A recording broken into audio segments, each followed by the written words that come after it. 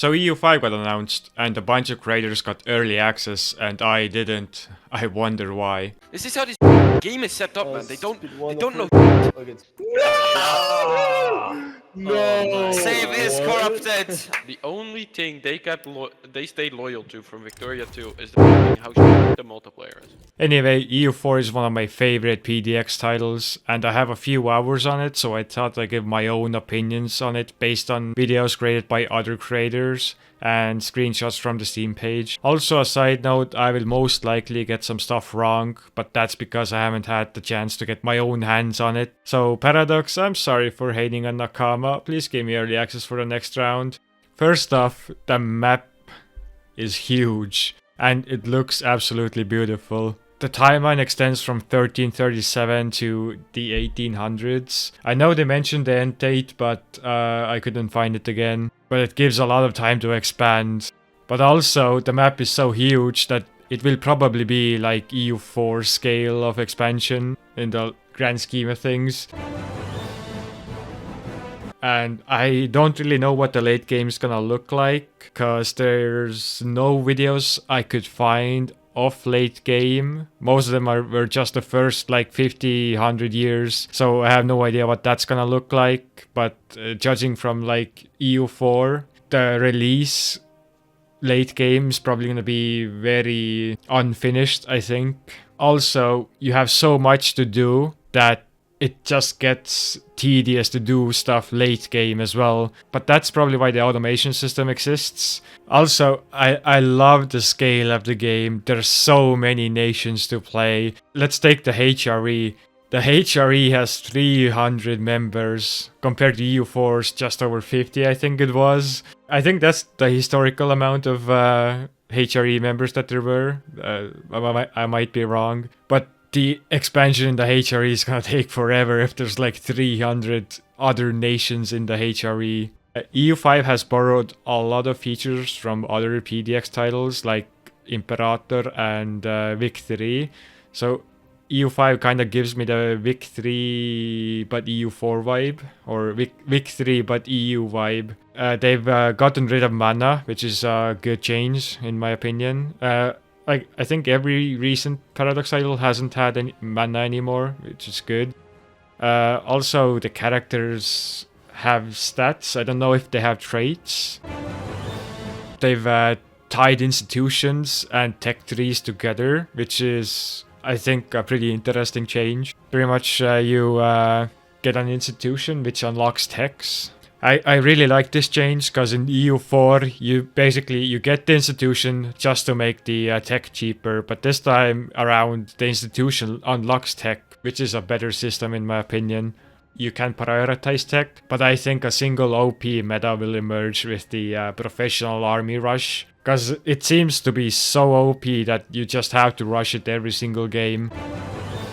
They also brought pops to EU5, which is I think a good change. I think the pops will also have a big effect on game performance. If you look at Victory, that's the main issue of performance there. So having a lot of pops really slows the game down, I think. Near the end game, the game's gonna slow down a lot because of the sheer amount of pops that there are in the world.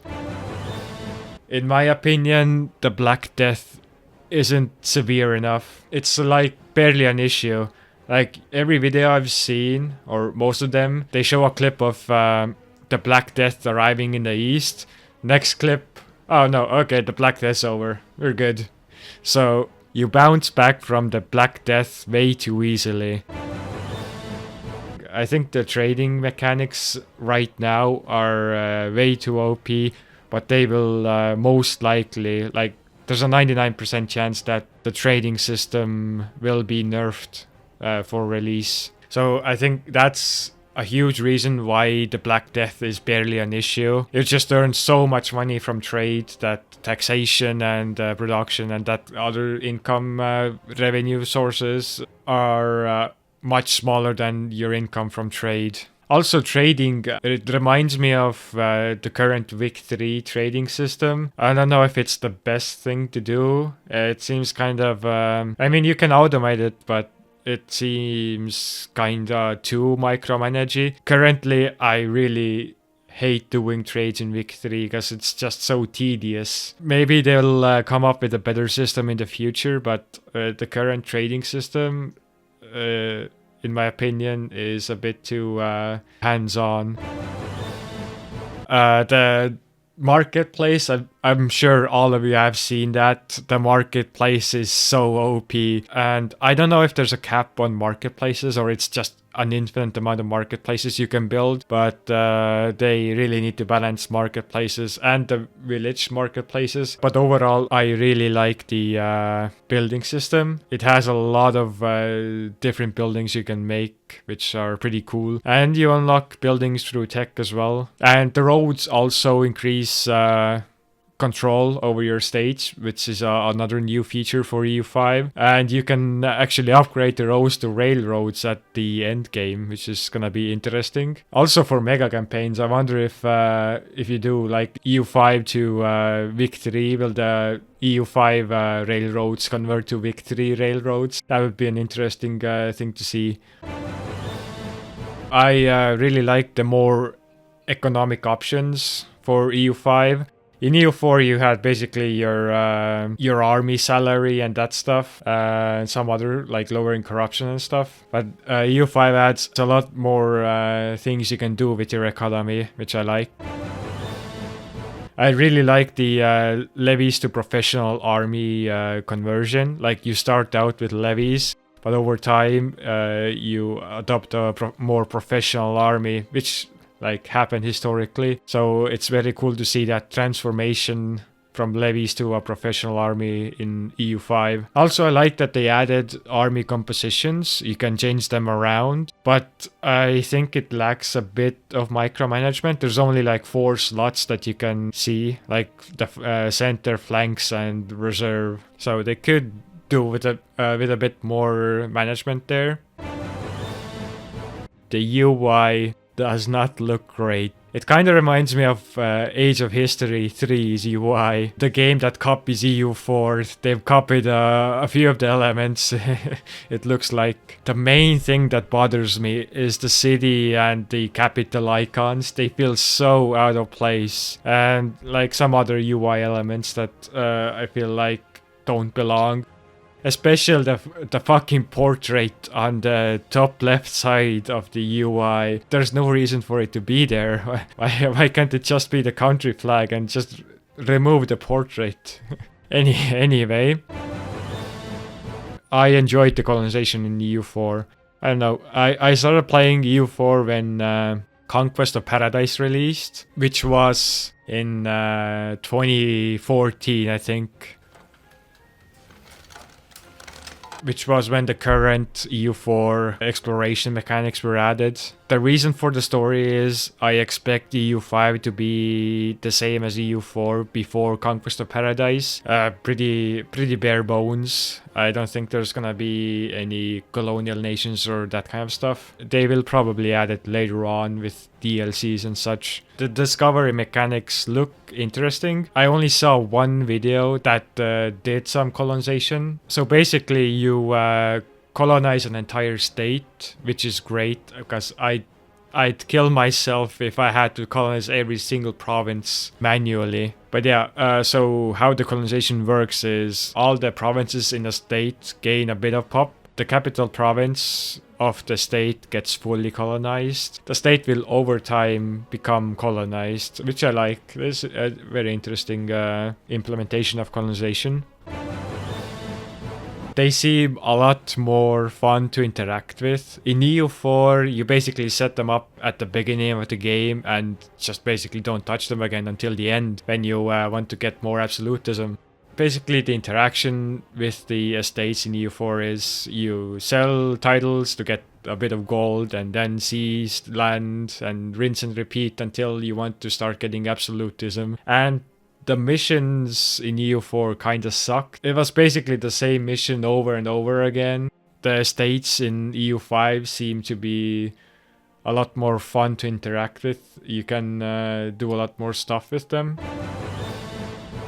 So cabinets replace EU4 coring, religion and culture converting, and other actions, which is actually a pretty interesting change. Also, coring takes forever, so to me it seems that like vassalizing and then later annexing nations is a far better way of expansion, especially if you're trying to conquer a lot of land quick.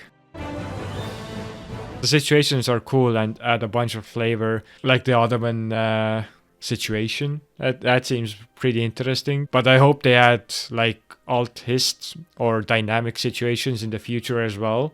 Also, one final thing before I talk about the elephant in the room is I think it's pretty cool that you can see like the whole of your dynasty, and you can royal marry, and they will have actual like heirs and stuff, which you didn't really see in EU4. So you can appoint like your cousins and stuff to cabinets, which is pretty cool. Anyway, now do the infamous multiplayer situation. If there are any Nakama or EU4 devs watching the video, hi.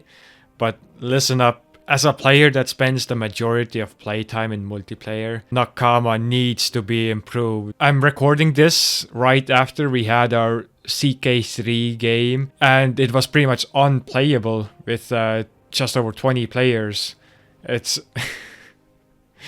It sucks so bad. Like, we had to do like 3 different rehosts. Like, it got more stable at the end, but that was only because we lost 10 players, because Nakama is so unreliable. Anyway, things that Nakama needs to be for EU4 is more stable, reduce the desyncs, and most importantly, I don't wanna be saying this all the time when I host games.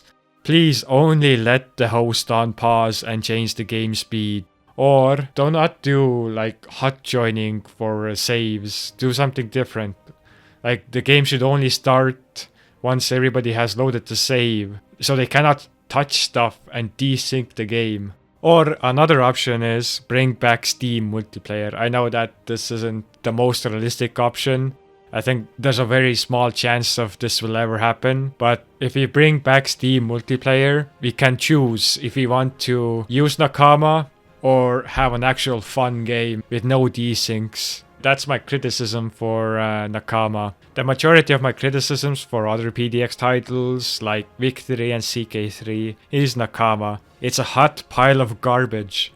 It's frustrating because like I love the games and they are pretty much the only games I play, but MP in those games is just horrible. It's so unplayable, except EU4 and HOI4 because they don't use Nakama. Those are like the only games that are stable and can be played in multiplayer. Anyway, I hope you guys enjoyed this video, and Paradox, please give me access for the next round. Bye.